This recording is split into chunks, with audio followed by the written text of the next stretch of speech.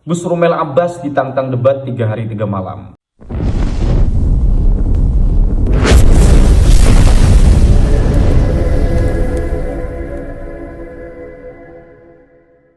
Assalamualaikum warahmatullahi wabarakatuh. Alhamdulillahirabbil alamin wa bihi nasta'inu ala umuri dunya waddin.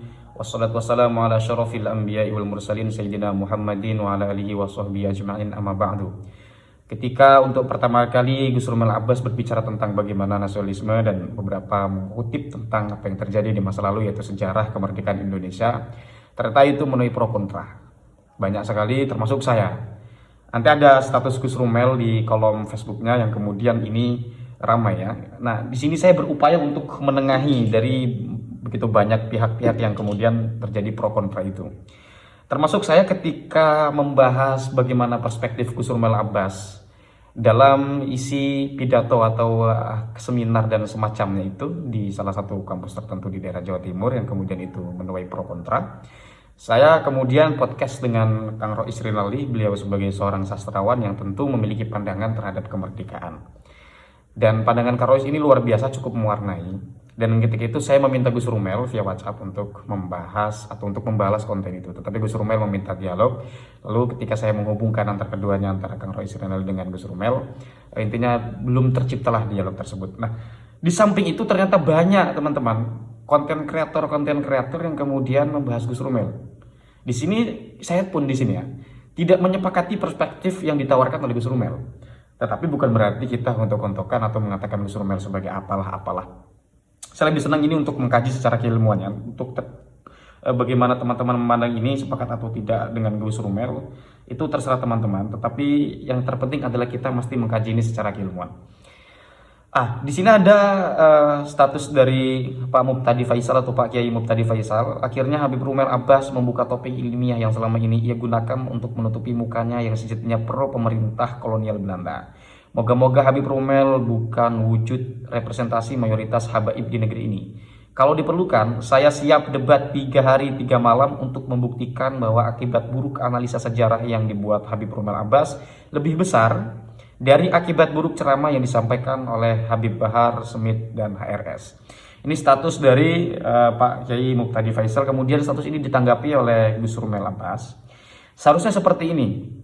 Jika ada keberatan, langsung mengajak dialog. Sudah terjadi dialog juga di antaranya di channelnya Putri Mojopahit. Itu juga sudah terjadi dialog. Di situ banyak sekali Gus Rumel melakukan bantahan-bantahan. Banyak orang-orang yang kemudian membantah atau mematahkan argumen-argumen dari Gus Rumel Abbas itu sendiri. Kemudian di sini bukannya main hakim terus bikin konten insinuatif. Kemudian semua orang yang membuat konten tentang saya sudah saya ajak untuk dialog, saya DM di Instagram, bukan saya email. Bahkan saya email. Kalau saya terlebih dahulu saya mengatakan kepada Gus Rumel, mengirim link video saya ketika mengkritik beliau soal persepsi tentang bagaimana isu kemerdekaan di era masa lalu itu. Saya terlebih dahulu yang mengatakan kepada Gus Rumel. Lalu Gus Rumel mengatakan tidak bisa untuk dibalas katanya.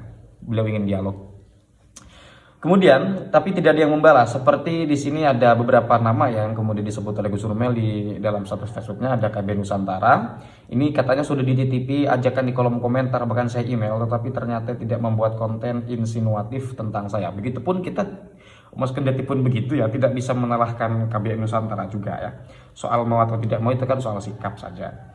Yang pasti apakah etis atau tidak sudah diajak untuk tidak mau diajak dialog, semisal orang-orang yang kemudian mengkritik Gus Rumel Abbas, ya soal etis atau tidak etis ya mungkin bisa dikatakan tidak etis, tetapi tidak bisa disalahkan begitu saja karena itu reaktif dari sesuatu yang nampak di publik. Gitu. Jadi public to public ya. Ketika Gus Rumel mengatakan seperti itu, kemudian banyak konten kreator yang mereaction tentang apa yang dilakukan oleh Gus Rumel Abbas ini. Salah satu keberatan saya kepada Gus Rumel adalah ketika Gus Rumel menyebutkan bahwa di sekeliling orang-orang Bung Karno itu adalah orang-orang bodoh. Wah, ini agak mengagetkan, agak mengejutkan ya. Walaupun saya mungkin di sini perlu pertimbangan terhadap apa yang disampaikan oleh Gus Rumel. Karena kita tahu di sekeliling, menggunakan diksi di sekeliling. Lah, paham saya di sekeliling Bung Karno itu ya ada Sultan Syahrir. Sultan Syahrir ini bukan orang biasa. Yang kemudian punya saudara itu Khairil Anwar yang mewarnai kemudian dunia kesusastraan di Indonesia. Kemudian ada Bung Hatta, walaupun Bung Hatta nanti ketika di pemerintahan Bung Karno Ada salah satu kebijakan Bung Karno yang dianggap ini tidak bijak, kemudian duit tunggal pecah. Ada Tan Malaka, mahasiswa mana yang nggak kenal Tan Malaka, dan lain sebagainya, belum dari kalangan pesantren. Nah, itu yang kemudian saya melihat di kanalnya Gus Zaini, yang dimaksud Gus Rumel itu adalah masyarakat ketika itu, masyarakat Indonesia yang secara pewacanaan tentang bagaimana kemerdekaan Indonesia yang diakibatkan atau dikarenakan atau disebabkan pendidikan di ketika atau pada masa itu rendah, sehingga masih banyak orang buta huruf. Sekalipun di sini saya tidak mengatakan atau tidak berani mengatakan itu sebagai hal yang perlu kita anggap bodoh ya masyarakat ketika itu, tidak ya. Nah, dengan keadaan semacam itu sehingga wacana tentang kemerdekaan itu abu-abu. Sekalipun di sini perlu dipertanyakan abu-abu yang seperti apa. Mungkin yang dimaksud adalah masyarakat kalangan bawah sebelum era 1920 itu belum ada wacana-wacana kemerdekaan yang konkret di kalangan bawah. Dan Gus Rumel di situ menggunakan ukuran atau tolok ukur statistik ya di sana.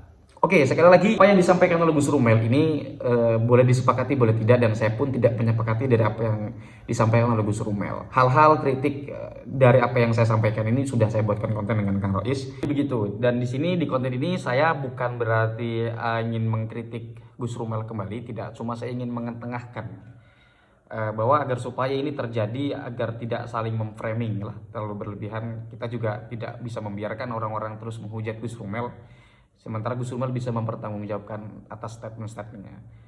Ya, kalau nanti seandainya terjadi dialog dengan siapa, ketika Gus Rumel dikalahkan argumennya, ya kan kita tuntut saja untuk meminta maaf. Selain minta maaf atau bentuk apapun yang ianya adalah berupa tanggung jawab dari Gus Rumel sendiri atas statement-statementnya. Intinya yang di sini ingin saya ketengahkan kembali adalah bahwa dalam ruang akademik itu selagi statement atau pernyataan bisa dipertanggungjawabkan, mari kita tagih tanggung jawabnya. Kita desak orang tersebut untuk meminta atau untuk memberi tanggung jawabnya. Terlepas nanti argumen-argumennya itu konyol atau tidak gitu kan ya. Nah, di sini perlu orang-orang pakar dalam hal ini dalam bidang sejarah dan logika, begitupun logika sejarahnya, karena ilmu pengetahuan sejarah pun itu memiliki logika-logika tersendiri. Khusus di sini logika mantik tentu sangat diperlukan ya, atau filsafat dalam ilmu logika itu. Ya, gitu kira-kira teman. Jadi janganlah kita gontok-gontokan marah-marahan soal sepakat atau tidak sepakat. Saya ulangi di sini, saya pun sangat tidak menyepakati apa yang disampaikan oleh Gus Rumel sendiri. Bicara perspektif, saya pun punya perspektif atau banyak perspektif sebetulnya yang kita bisa dapat ambil kembali. Begitu ya.